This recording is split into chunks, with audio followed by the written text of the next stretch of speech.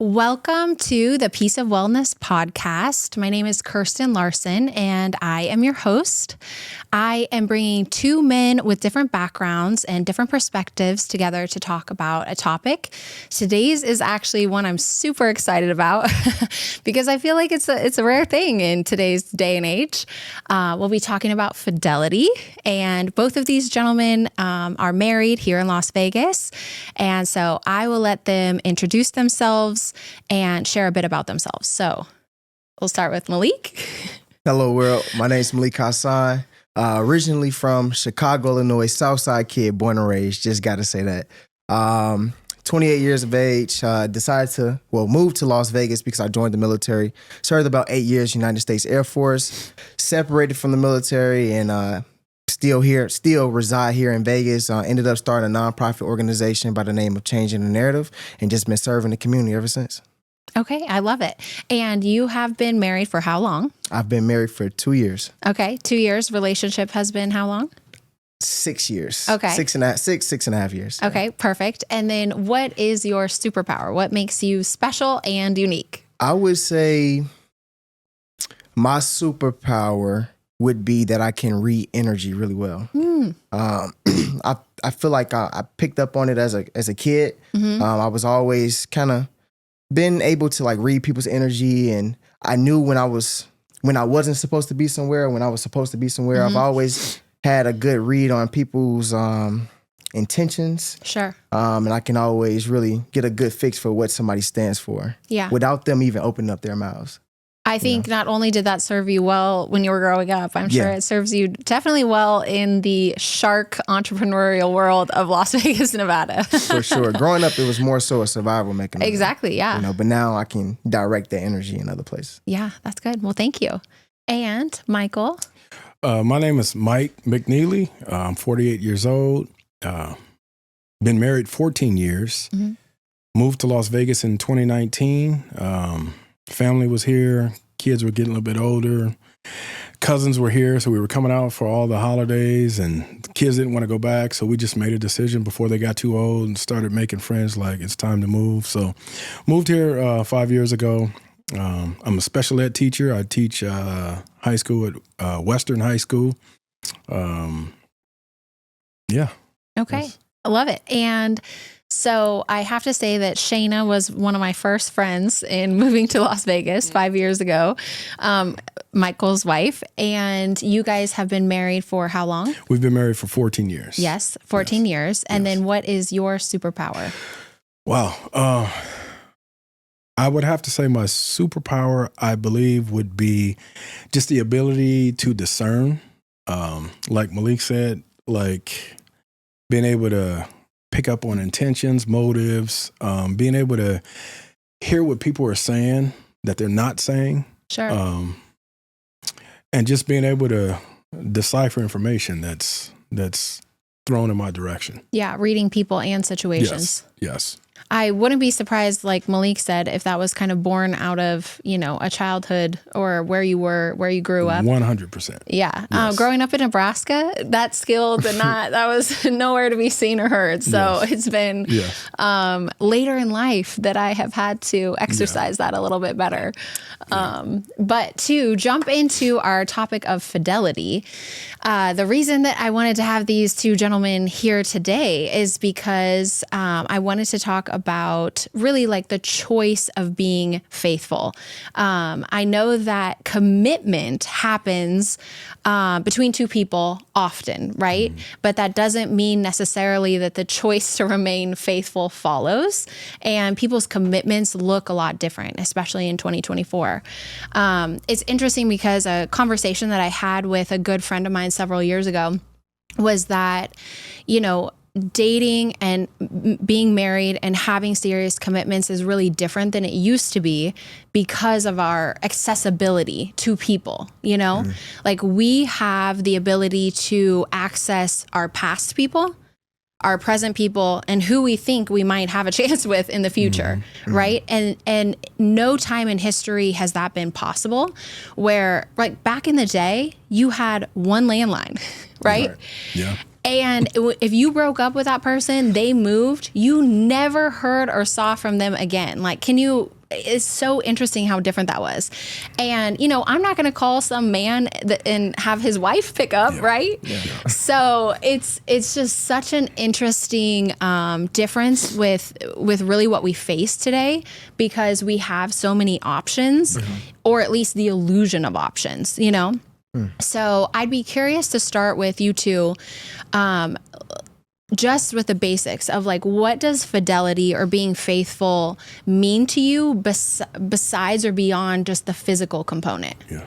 I think for me, when I think about, I think it goes much beyond the physical component, because there are a lot of things that take place before the physical even happens. There's a lot of lines that are crossed before you even get to the physical act of doing anything. Right.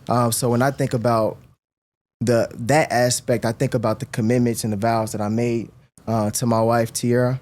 I think about, always being able to, protect her and being able to provide to her, being able to be a sense of peace for her, being able to challenge her and those type things. And if I personally am not upholding those commitments to her, then to me, that's me being, or in a way, kind of being infidelity, kind of just walking along those lines. So that's kind of like how I think about it. I think about it from a commitment standpoint, and every relationship is different. Sure. But yeah, that would be my take.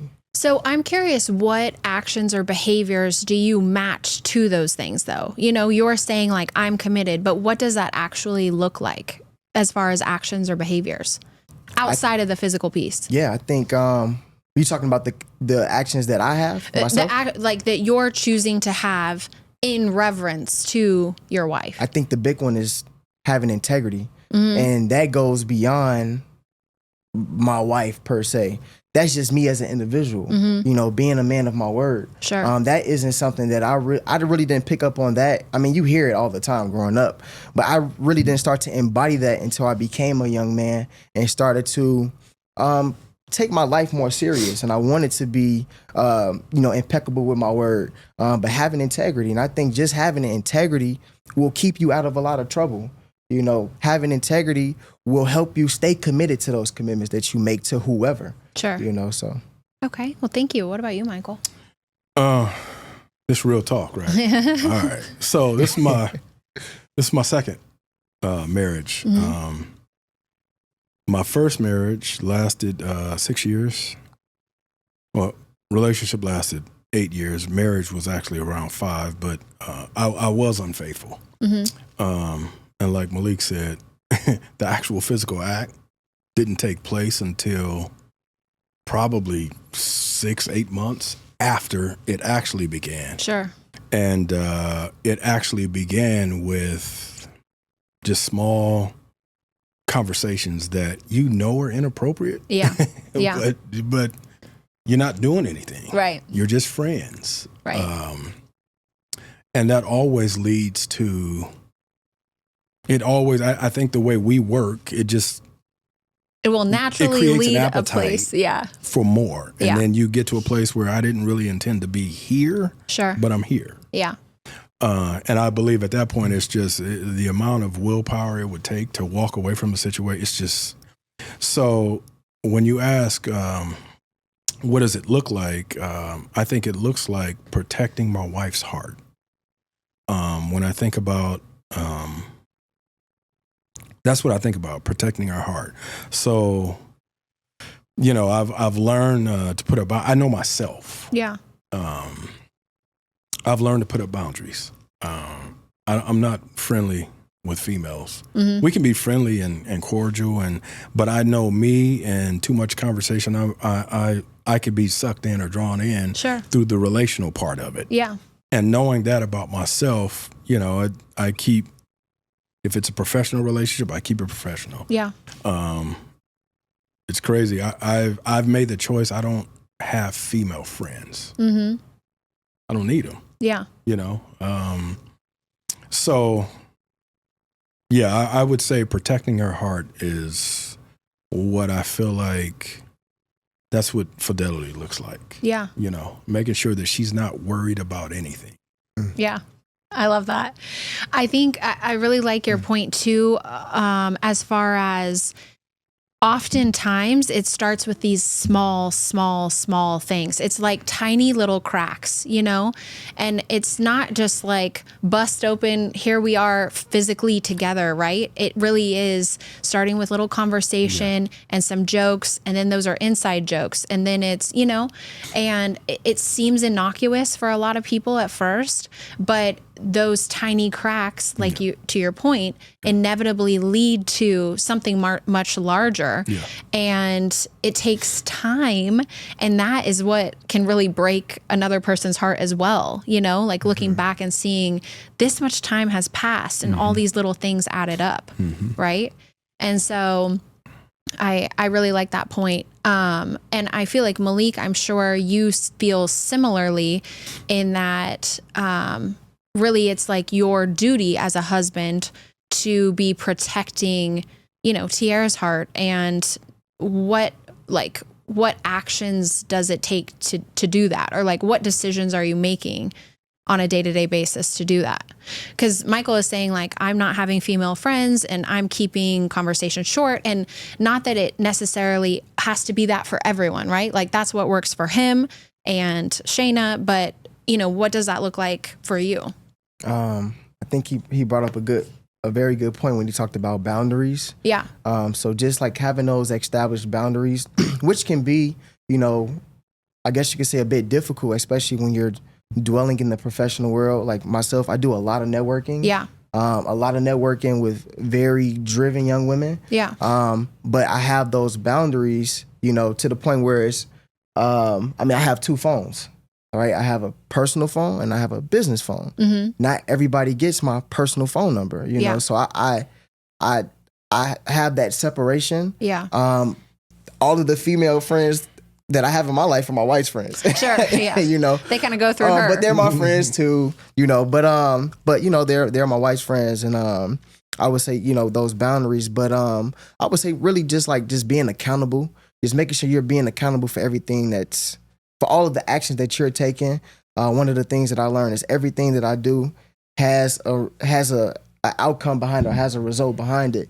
Yeah, so that's for sure. Maybe that text that was maybe a little flirtatious, and maybe it was something that was a bit small, there's consequences behind that. Sure. So for me, I just don't put myself in the predicament. Yeah. For those things to happen. And don't get me wrong, like, I don't want anybody to think, now I'm like talking to you, I don't want anybody to think that I'm just a perfect individual. I have everything figured out. Everything that I have learned has been through trial and error. Yeah. And it's been through the hard way. It's been through making all of the mistakes, doing all of the wrong things. And now from doing those things, I now know what to do differently. Sure. And I don't want to regress in life. Yeah. But also too, my support system. I surround myself with very driven and forward young men who we all hold one another accountable. Yeah. So if we're out somewhere and we're having a good time, like we were just in Chicago, right? For a guy's trip, right? Yeah. Sometimes that can get ugly. But quick.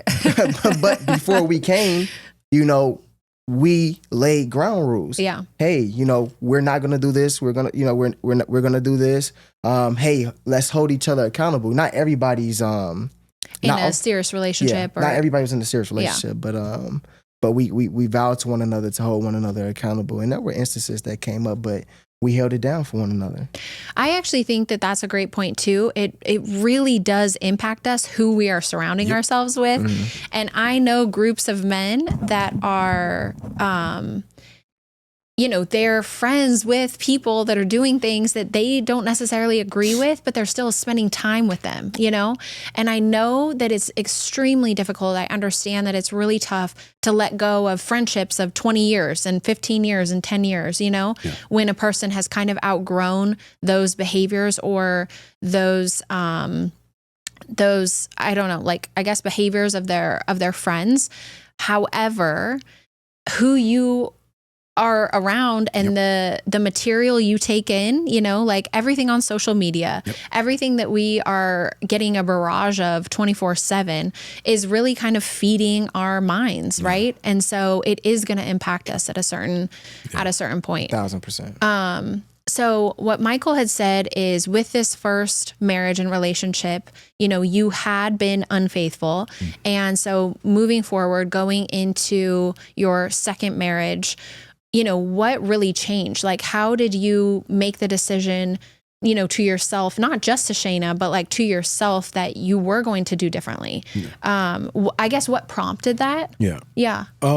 Well, big word Malik said was accountability. Yeah. I had to, as much as it was hard. I was young. I was in my late 20s, but as hard as it was to look at myself and realize that no, you played a big role in this. I had to do that. Yeah. And once I did that, I had to do a lot of work. Yeah. I had to do a lot of undoing, childhood stuff, relational stuff. And I realized that I had never been in a healthy place when I got into a relationship.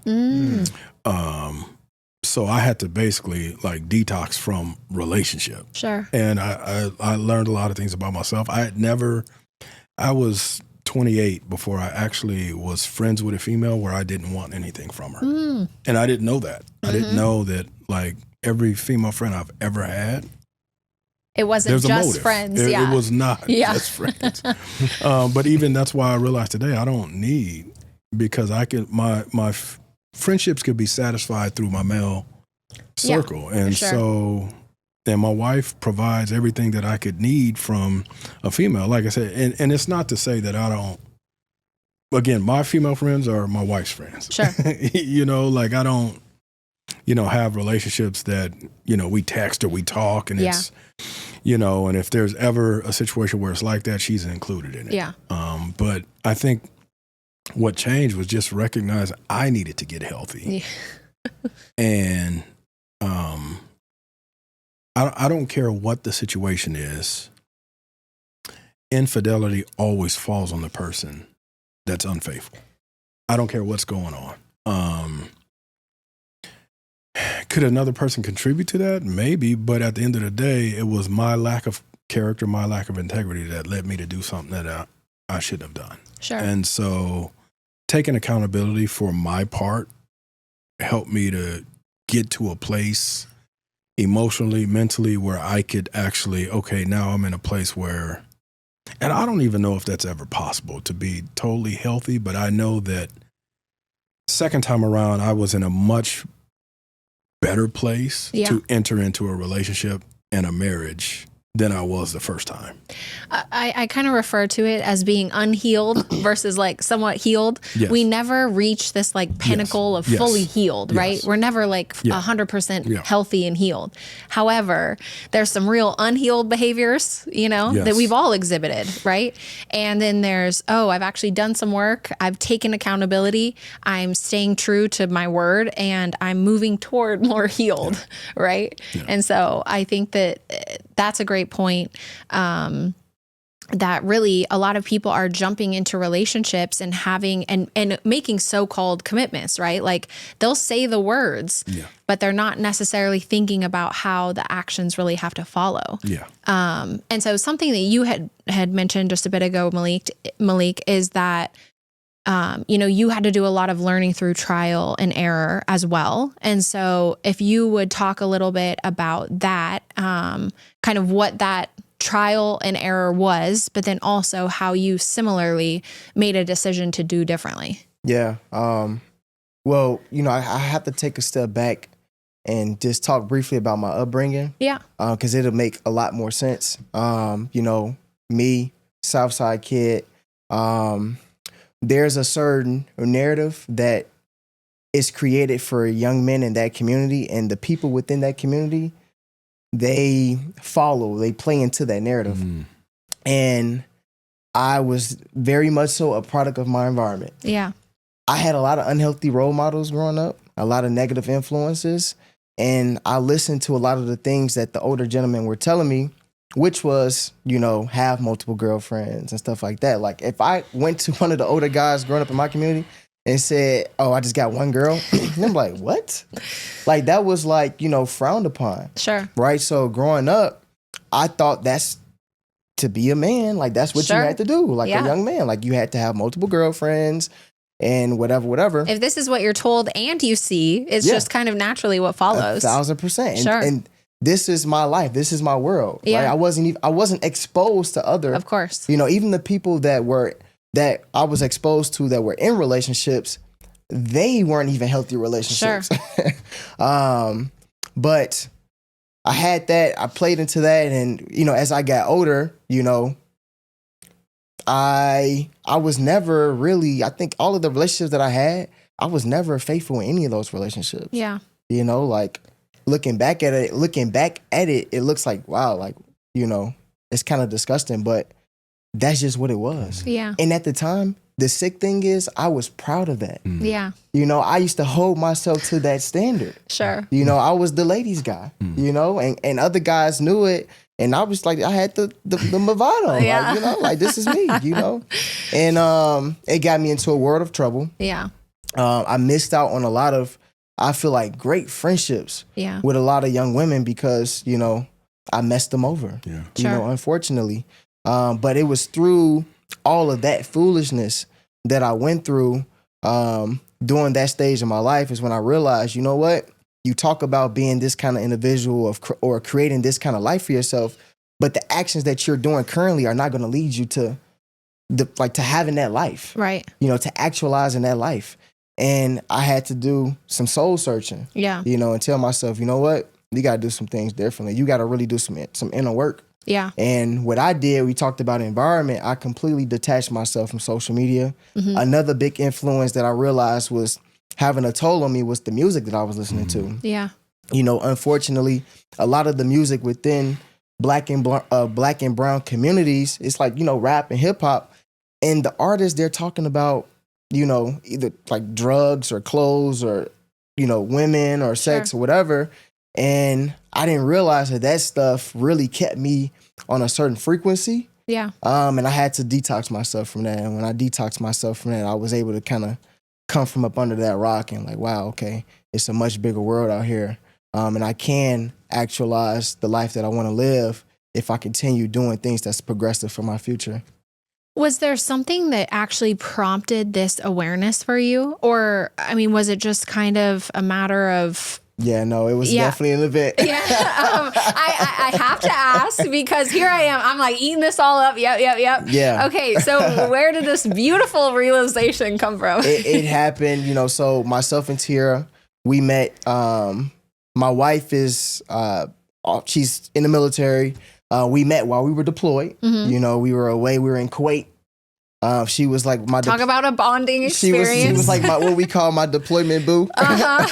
But we grew a phenomenal friendship then, and we decided towards the end of the deployment to form a relationship with one another.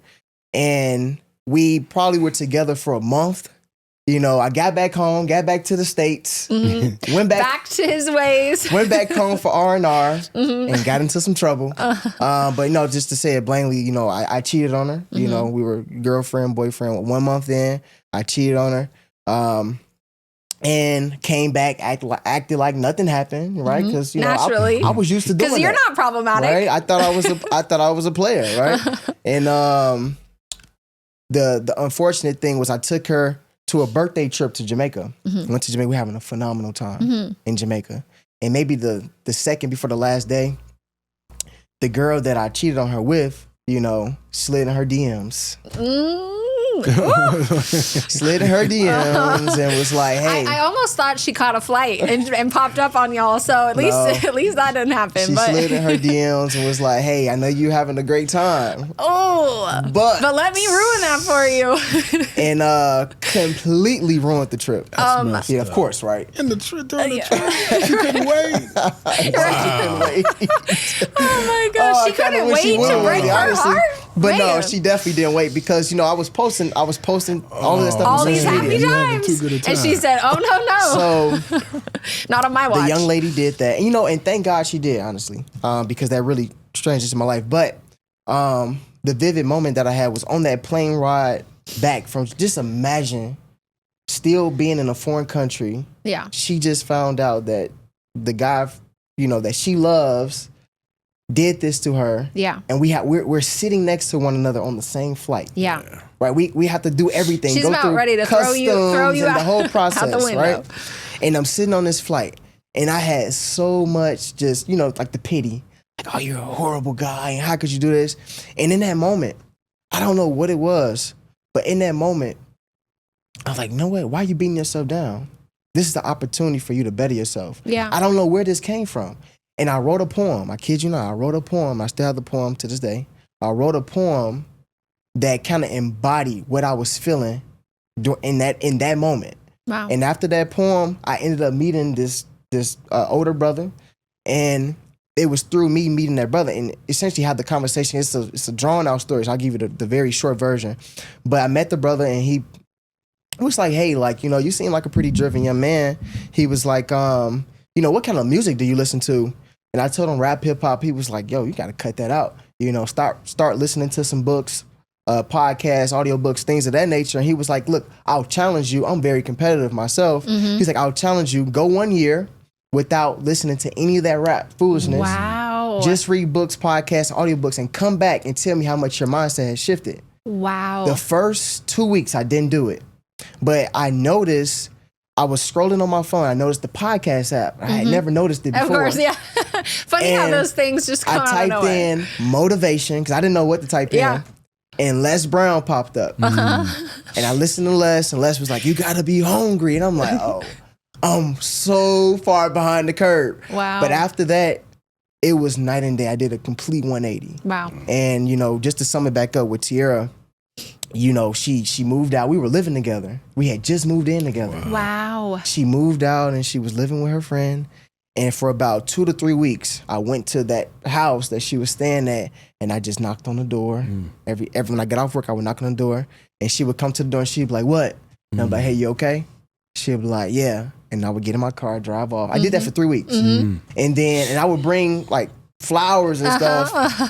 But on the third week, she opened up the door, and I was like, hey, how are you? And she was like, I'm fine. And I had brought her favorite, which is salmon and baked potatoes from Texas Roadhouse. And I had some flowers, and I was like, can I just have a quick conversation with you, please? And she allowed me in. In my mind, I'm like, oh, she let me in. Like, okay. Big win. And then, we had conversations. And in that moment, we talked about, I'm going to sum this up, I promise. Yeah, that's fine. We talked about energy. We had a really deep conversation. And in that moment, I asked her, I said, hey, if you're completely done with me and you don't want anything to do with me, I promise you, I will leave you alone. I will give you that peace. I will leave. I won't text you anything. And she was like, yes, that's what I want.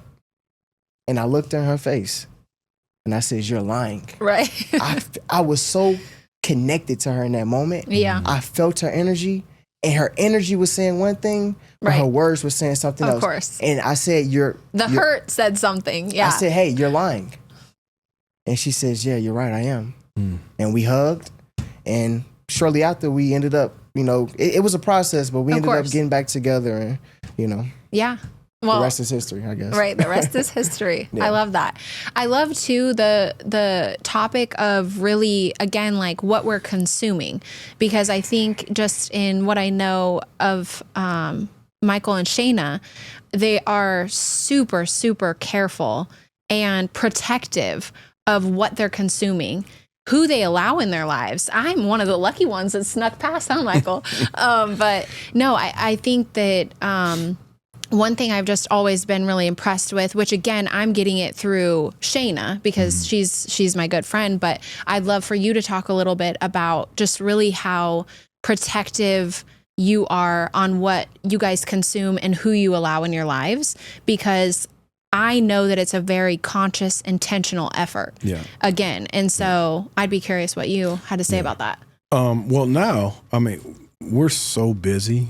Yeah. They have two kids as well. Yes. So it's we don't really necessarily have the time to spend with like outside people as much, but when we do, and now you mentioned that we have kids, so we got to be conscious with who's around our kids. But like, and I think Malik could attest to what we do as a profession.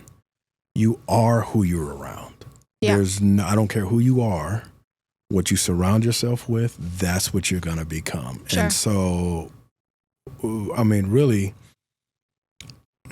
you look at like who's around you, who you're giving your time, whatever. What are you feeding yourself? Yeah. What are you feeding your mind? What are you feeding your spirit?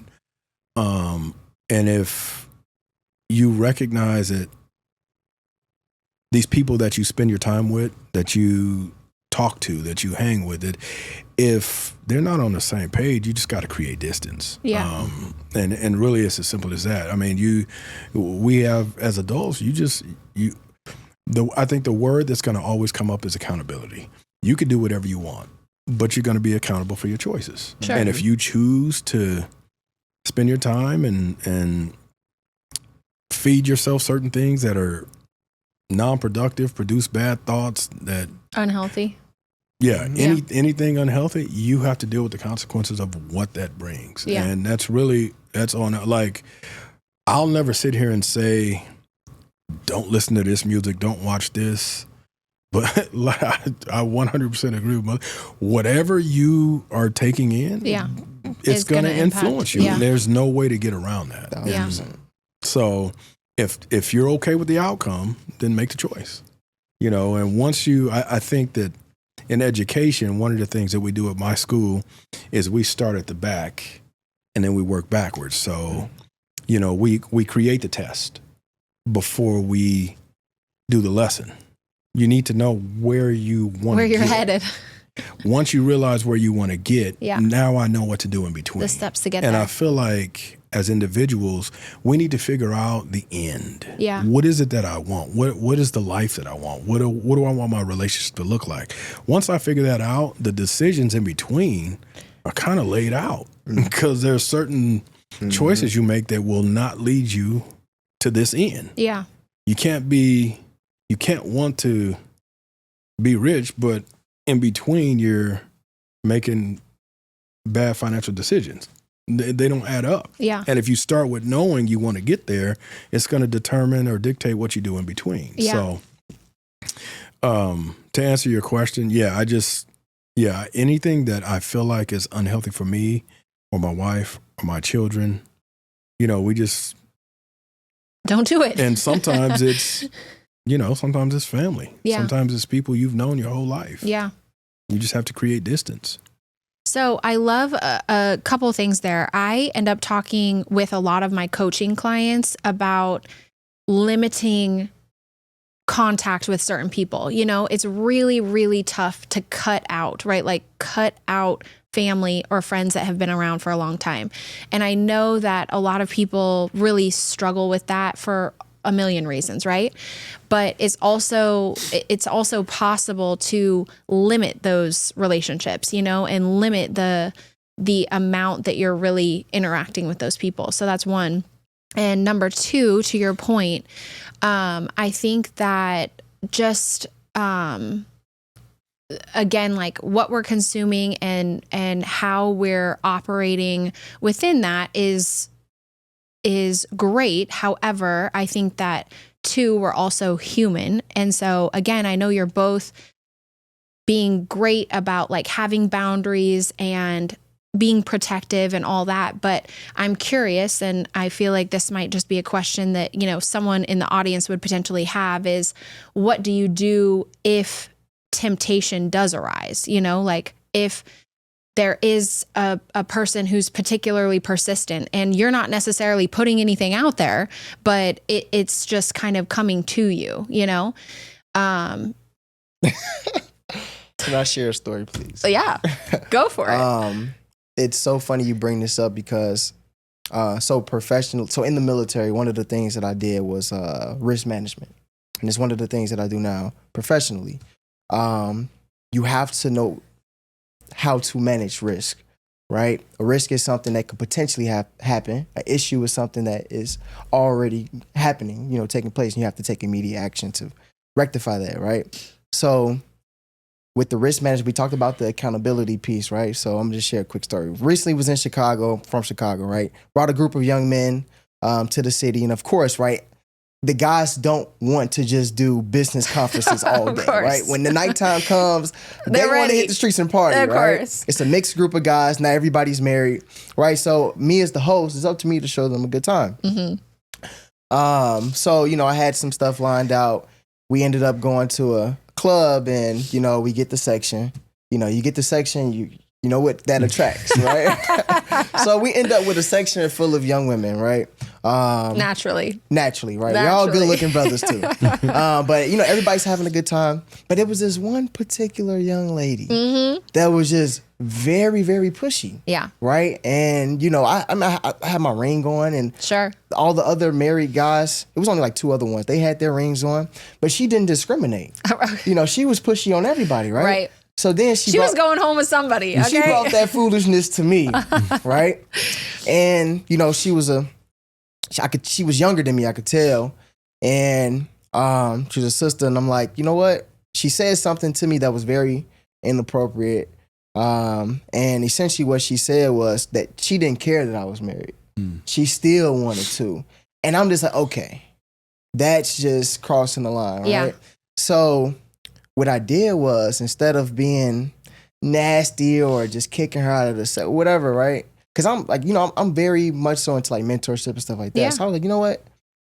Here's a teaching moment. Let me see if she will receive this. Yeah. So I said, hey, you know, can I have a conversation with you? A real conversation? She was like, yeah. So I had a conversation with her, and pretty much, you know, I asked her like, hey, like, do you have a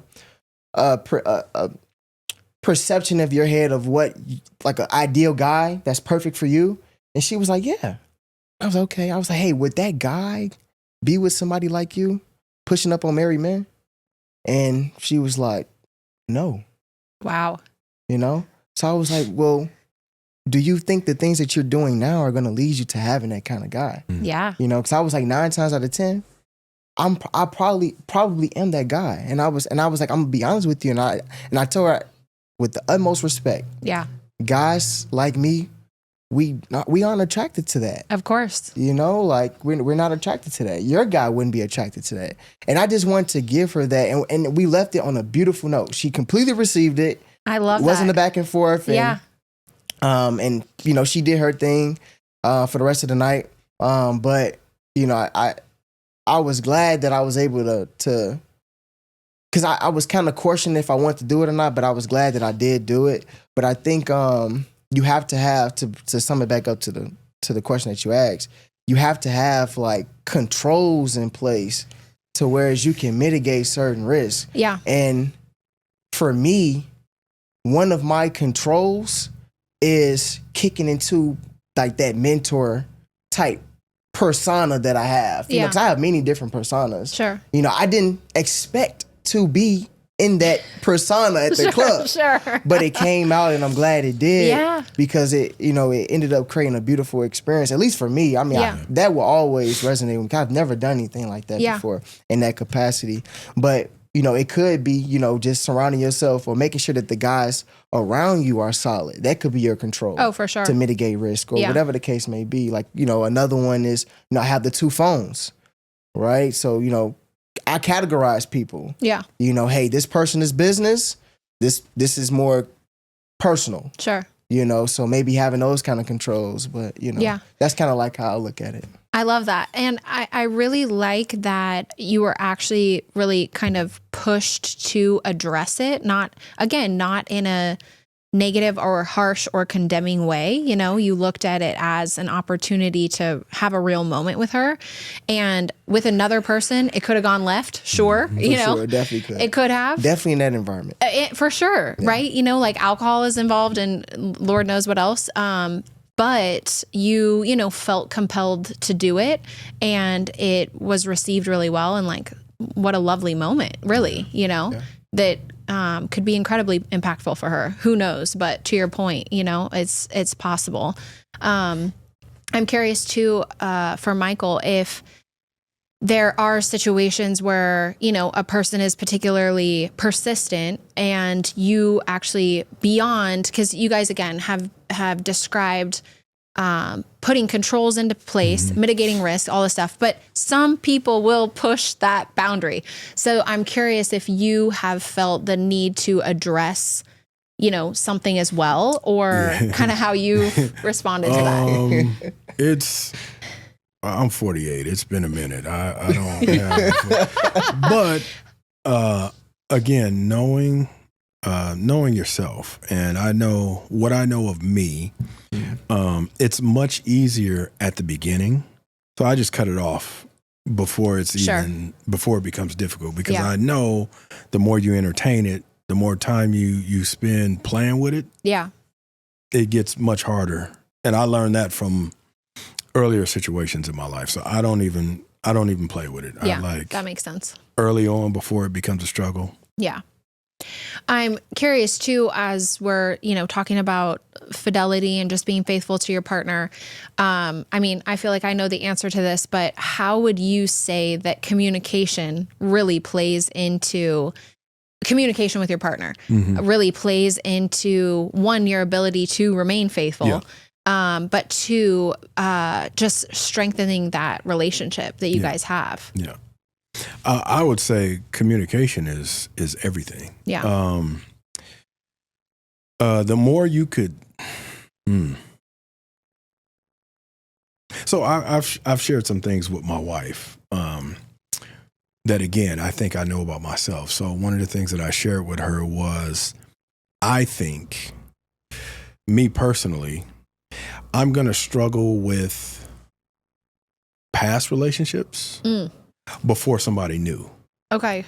To me, that would be more of a temptation. Yeah. Somebody that I have history with versus, and I can't even think of a time in my life where, even when I did cheat, it wasn't just something that popped out of the rando blue. off Somebody the street that I had a relationship with. Yeah.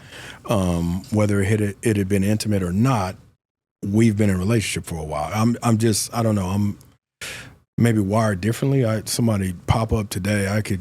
Yeah, right. But someone from I don't want to know what even is included in all that. It's just, like smoking cigarettes. I'm not tempted by it. I never have. I don't know. So I've communicated that. Yeah. But then that allows her to kind of monitor like my social media or, just who I've been talking to. And again, she's not totally opposed to me talking to people from my past. Sure. But there's the checks and balances. Like, she knows about it. Yeah. So I'm open with her. It's crazy because I was divorced 20 years ago, 2004. And it wasn't until maybe a month ago that my ex-wife and I actually had a closing conversation. Wow. And so, she had hit me up in a text asking some questions, and I was like, this needs a conversation. And so I told Shayna, like, is this cool? And she's like, yeah, I don't, And so I was in the other room for 3 hours, and we were just having this closing conversation. Yeah. But her knowing that, like, hey, like, he said that, like, people from it, but she also knows, this is a conversation she said you guys needed to have that conversation. Probably should have happened before. Sure. But, I trust you. Do what you need to do, you know.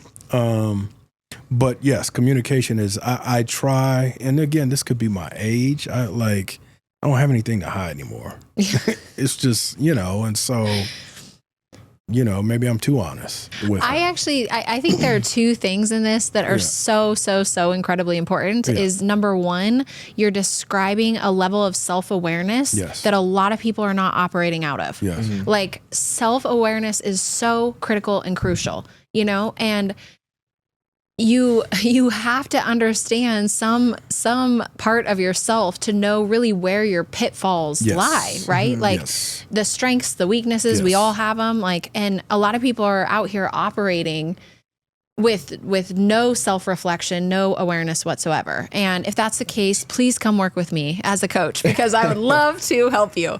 However, and then the second thing is that you're describing your wife being okay with, a conversation that a number of people wouldn't be okay with, but that is due to, number one, their own insecurity, and the fact that, number two, their partner may not be creating a healthy, safe environment for that to help happen.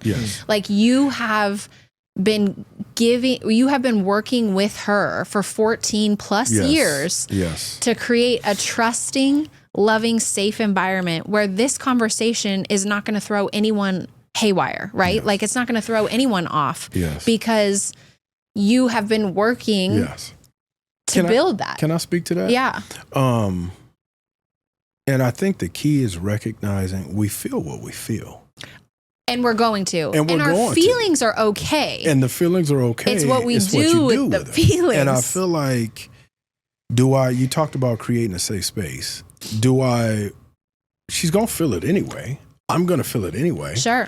Do I want a space where you can say whatever it is you're feeling, regardless of how it makes me feel? Sure. But it's safe so that you feel comfortable in the future to share. Yeah. And we take this approach with our kids. Or do I want to get upset, angry, make it not safe, and you're feeling it anyway, you just keep it to yourself. Right. And then the tiny cracks start to grow. Like, that's what people don't always acknowledge, is that is the beginning of a tiny fissure in the relationship, you know? And so I love that point. Communication is everything. Just as Michael said, just to take it back to the early stages within my relationship with Tiara, my wife, our relationship was built on friendship first. We were the best of friends. Like, she was legitimately my best buddy. And she still is. Yeah. And our relationship wasn't, intimate or anything like that. We would talk about the moon, and we would talk about the solar system and this, all of this, just everything. And it was through, I feel like, our love of just having conversation with one another that just made our relationship more fruitful. And even when, I talked about my infidelity when she was my girlfriend, at that time, we were only able to mend our relationship because we were able to effectively communicate with one another. If we weren't able to effectively communicate with one another, we wouldn't be together. Sure. And it was some very, very tough conversations. Yeah. She asked me a lot of very tough questions, why did I do it? But it was like very detailed. Yeah. Like, how was that night? Like, and it's just like stuff that I really didn't want to talk about. Correct. But I knew that we had to have conversations about it. Yeah. And even when we, and this is, we talk regularly because we self-reflect as a couple, usually on Sundays. Sundays is like our day, and that when before we go to bed, we usually have like a conversation where we're reflecting on the week or reflecting on our relationship.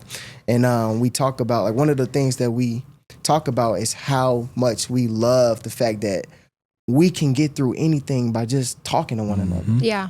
And everything that has happened in our relationship, no matter how big or how small, that's how we were able to get through it. Yeah. Was through communicating. That's such a special thing, that I think both of you have certainly found. Yeah. And this is not meant to be a negative comment. However, I just think it's important. My personal belief is that our partner can't be everything to us. I think they can be a lot, and they can be really fulfilling, and we can have a friendship, we can have a romantic relationship, we can have a lot of things with them, yet we still need other relationships, which again, you guys have both found in male friends in, the various ways and facets, right? Sure. And again, that's not to eliminate, I don't think that, I actually don't believe that men and women can't be friends. Because again, I think everything happens on a spectrum. Like, I have a friend who's over 20 years old. I've known him for more than 20 years. And he's a genuine friend that we've never had any sort of history. We were never interested in that, right? But like, again, this is just a personal belief. And so it's not to say that none of those things can happen. However, I think it's just, my belief that another person can't be everything to us. Like we can't put everything on them, right? Like there still is personal accountability and working through things and having some other supports to have kind of these other outlets and a balanced life, right? Is that something that you guys agree with? Go ahead, Mike. No, you got it. Go ahead, Mike. Well, you got it. I mean, so I agree with you, but we're teaching our daughter, and as she gets older, we'll go a little bit deeper into this.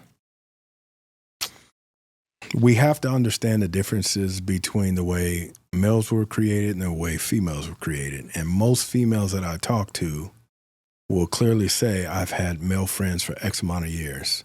And if you talk to those dudes, around dudes, a lot of times, heck, I've been one. I've been the friend for 8 years waiting for my opportunity. Sure. And I think it's a slippery slope to think that a male's intentions are purely to be friends. Platonic, sure. And again, if my daughter has a male friend, I'm going to teach her to err on the side of he has an expectation. Sure. And that could be wrong. That could be extreme. But I would rather you err on the side of being. And to be fair, I would say that to err on that side is a fair assessment, you know? Yes. And again, I know that nothing is 100% certain, right? And there's literally everything falls on a spectrum. So there's going to be anomalies to everything. That's my personal belief, right? Yes. So like she could come across the anomaly. She could. However, she could. Like to your point, it's good to err on the side of caution. Were you going to say something similar, Malik? No, I wasn't. Okay, yeah. But no, I can speak to that, you know, because I too was that guy, you know, opportunist. And the guys that I hung around were opportunists. And I know for a fact that a man and a woman definitely can't have a purely mutual, like platonic relationship.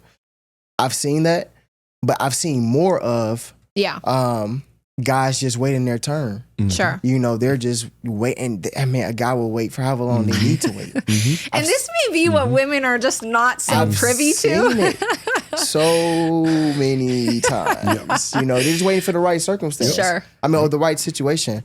So hey, you know what? I don't have any kids, but you know, if I ever have a daughter, I'm really pushing for boys. But if I have a daughter, I'm definitely going to tell her that, you know, because that's the real. And I agree. Like, I think, you should proceed with caution because I feel like, you know, everybody has some kind of intention within any relationship. Yes.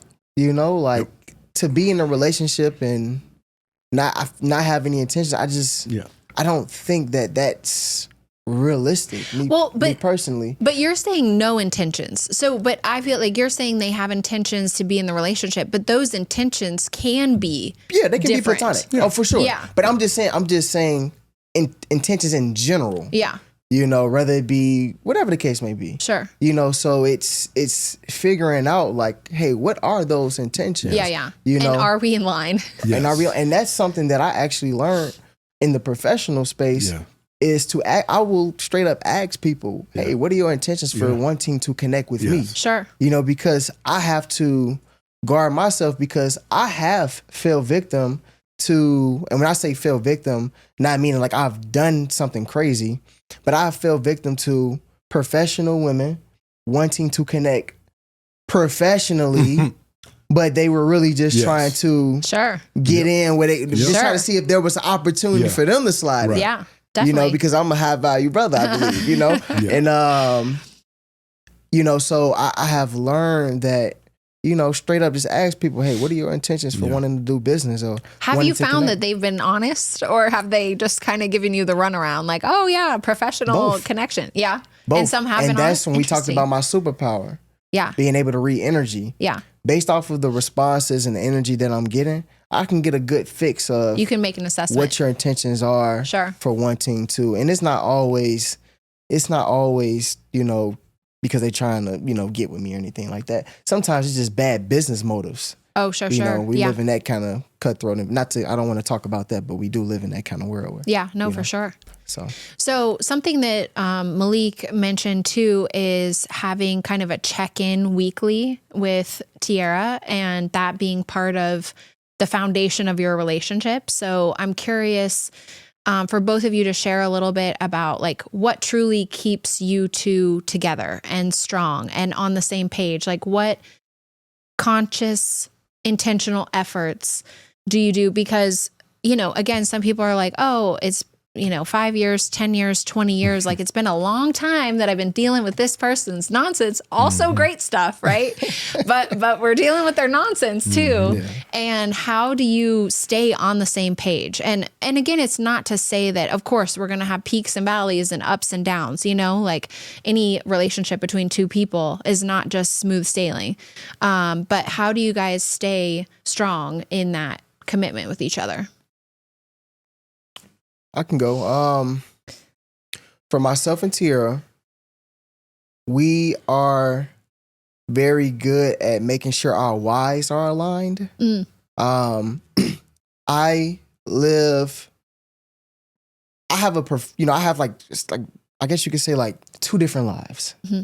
I have my professional life and I have my personal life, but my professional life and my personal life are all aligned, right? For me. And within that, it's also aligned with Tiara's why. And we have those conversations where we like the checks and balances, where we're just asking one another, hey, what's your vision for the next 5 years or 10 years for our relationship? And she'll paint her picture. I'll paint my picture. And we're just seeing if we're still on the same frequency with one another, sure. Because I do believe that people can grow apart. Yeah, absolutely. We are very intentional about growing with one another. Whatever resources I'm feeding myself, I make sure that I share that with her so she can feed herself. Sometimes it may not be for her, because what I'm into, she may not be into, and vice versa. Sure. But I would say, you're at least like giving the exposure, the opportunity, Absolutely. Yeah. It's to bring it back, having conversations. Yeah. Effective communication. None of that is possible for us if we don't communicate effectively. And what do you do if there's a time where you're kind of feeling out of sync? Like, how do you get back on track? We talk about it. Yeah. I mean, I'm trying not to make it sound so cliche. I'm trying to find other words to say, but no, like, sometimes we overcomplicate stuff, honestly. Yeah. Like real deal, like you just got to talk to your partner. Yeah. You know what I'm saying? And figure it out together. And sorry. I will say this, Kirsten, before you continue. We have had moments where, she was doing things that I felt as though was out of alignment of where I thought we were going. Mm-hmm. And we have had those tough conversations. And I'm like, hey, like, do you even want to be in this relationship? Mm-hmm. You know what I'm saying? Because don't think I'm just like, I just gotta, whatever, like, oh, I'm stringing you along because we're stuck together because we're married and we got a house together, like, but also just having that conversation to where she can get the things that she has had bottled up out, and we can kind of find a resolution and move forward together. Yeah. So, yeah. I think what I was thinking of when you mentioned that is that I had to learn a kind of tough lesson in my 20s that sometimes when we're bothered by something, we have the propensity to share it with other people in our lives before we even share it with the person. Like we are looking for feedback from, and I mean, for me, it was girlfriends. It wasn't another man or anything, right? But it was either girlfriends or family, and then you're getting their input. And I learned that lesson pretty quick, luckily. But I think people really don't necessarily pay attention to the fact that so much can be resolved if they actually take that energy and put that conversation into their partner versus all these other kind of people in their lives. And it's not to say like, I really, really believe in relationships and supports and support networks and all that. So I want men to have other men to talk to about things. And I want women to have other women to talk to about things. However, it's just really important for people to keep in mind that number one should be that relationship with a person. And so that conversation should be with the person before anybody else, you know? And that was something that I had to learn. So, yeah. But Michael, what would you have to say about what you are intentionally doing to maintain the integrity of your relationship with Shayna? Well, one, we need to make sure that, like we'll do periodic, I'd say probably 3, 4, maybe 5 times a year where we just get a hotel room for 3, 4 days in town. We're not leaving town, no kids. Yeah. Like That's my kind of language right there. Yeah. man, it's like, and it's fun because, you know, with all the different hotels, you could feel like you in a different city. Right. Especially in Viva Las Vegas. Yeah, but like we will like completely unplug, and I mean we will not take phone calls from the kids, take phone calls from my mom, wherever they are. Bailey, you're dying? Sorry, honey. I'll talk to you in 3 days. Like, unless somebody's going to the hospital, do not. You know, and it's literally us sitting around watching Netflix and Hulu and eating food and staying out till 4 a.m. and then coming back, sleeping till 3. Like, that's what it is. I love it. Like, we have to like make sure that that time is set apart where it's just us. Yeah.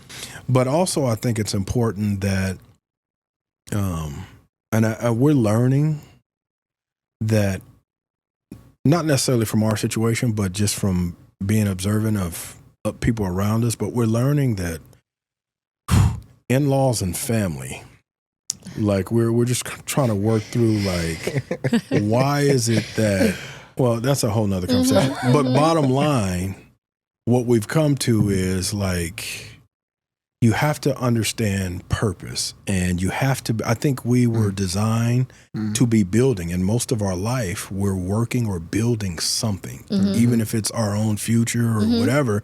And then you reach a point where there's just nothing to do. Kids are out the house. And so like right now, like I think it's important that we establish what we're building or what we're working towards, because without that, it's kind of like, what are we doing? Are we just on a treadmill or on a stationary bike, like just going through the motion, getting up? So, you know, there was a period of time where I was pursuing coaching, and, you know, if anybody knows anything about coaching, the money isn't great. And you're talking about sports coaching. I want to, make that baseball.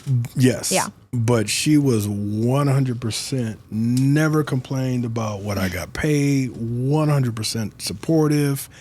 And it was just kind of like, man, do your thing. I got the house. I got whatever you need. You know, there were times where it would be long hours and just crazy hour. And it would just like, she was 100% supportive for years. Yeah. You know, and it wasn't really a whole lot of reward, but she was supporting because she thought we were building something. And then now we're just kind of in a season where it's flip-flop.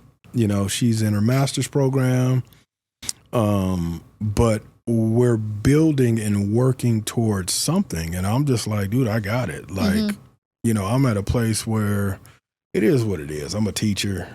I don't need much anything else. I'm not really as ambitious as I once was, and I'm content with where I am. Let me take care of the house. Let me take care of this other stuff, because we're building something, but really we're behind you. And I think when that season ends, we'll need to figure out, what are we building next? You know, we're always building, you know, our kids and like trying to set things up for their future, but in 10 years, they'll be out of the house and they'll be doing their own thing. And then we need to figure out, what are we building? What are we doing? Yeah. Like, what is this? And so I think that that's important. Definitely. You know, I don't know what it's going to look like when the kids are grown, and, you know, but I hope it doesn't look like what we see. Yeah. It's like in-laws just, you know, don't have anything to do and they want to get involved. And it's like, whoa, take a step back, you know, like. I think something that you had mentioned before too, that you're kind of touching on, is that it's so important to kind of have the end goal in mind so that you know what the steps are toward that. Yes. And I think a lot of people, number one, are kind of lacking in self-awareness, like we talked about earlier, but also they are kind of out here willy-nilly, not even knowing which direction they're trying to go, you know? And so it can be really tough when you don't know what direction you're even headed. So how could you be in alignment with someone else if you don't know the direction? So I really appreciate that. Special little plug for my dear friend Shayna, because she's wonderful. So I love to hear that she was holding it down and now you're doing that for her. But we will wrap up now. I know we could talk about this for a long time and have a whole nother segment about just family involvement, right? But the way I like to finish each podcast is to ask you what your favorite meal is from which restaurant here in Las Vegas, because I'm a big foodie. Living in Baltimore and Seattle, Kansas City barbecue, I've been a lot of places and I've loved a lot of food. So one of the meals I had here was actually Toca Madera, just like this very fancy place in the Aria Crystals shops down on the Strip. And it was the most delicious Wagyu. I'm a big steak person. I'm from Nebraska. I eat beef like literally every day. Came out a little bit. Yeah, exactly. I am a big beef eater, but that means I'm very picky about my meat. And their Wagyu steak was it was really phenomenal. So that's like a fancy one. A lot of the ones I share are not that expensive, but that's a fancy one. So what's one of your favorites? I'm going to say my wife doesn't eat meat. So we don't really go to a lot of restaurants. But for me, the prime rib at the Chart House downtown is one of my One of your favorites? Yes. I love it. Yeah. So 2 steaks over here. And then Malik's a vegan. I'm a vegan. Proud vegan. Yeah. Fun fact, I haven't ate meat since the age of 8. Oh, wow. 20 years. This is a lifestyle for me. It's a lifestyle for me. My favorite dish right now, we were talking earlier, Kirsten, I was telling you, it changes over time. But right now I've been on this like ramen crave. Oh, okay. But the spicy curry ramen at Daikon. Oh, yes. I could eat it every single day. I love that. But I can't. Yeah. I'm a big Daikon fan too. It's a vegan sushi place here in Vegas. And I actually had Shayna meet me there one day. So we've eaten there together because, again, Shayna's vegetarian. So, but I'm happy to eat a lot of vegan food too because I'm lactose intolerant. So it works out. But thank you, gentlemen, so much. I really loved this conversation a lot. And I appreciate your just openness and vulnerability because it's not easy. A lot of people aren't willing to talk about the things that they've done that they would do differently and are really doing differently. So I commend the both of you for being men also that I had in mind of like, these are husbands that are really exhibiting the behaviors of a husband, you know? And so believe it or not, you both came to my mind pretty quickly for that. So I love that. And thank you. And please like and subscribe the Piece of Wellness podcast and join me on our next episode. Thank you.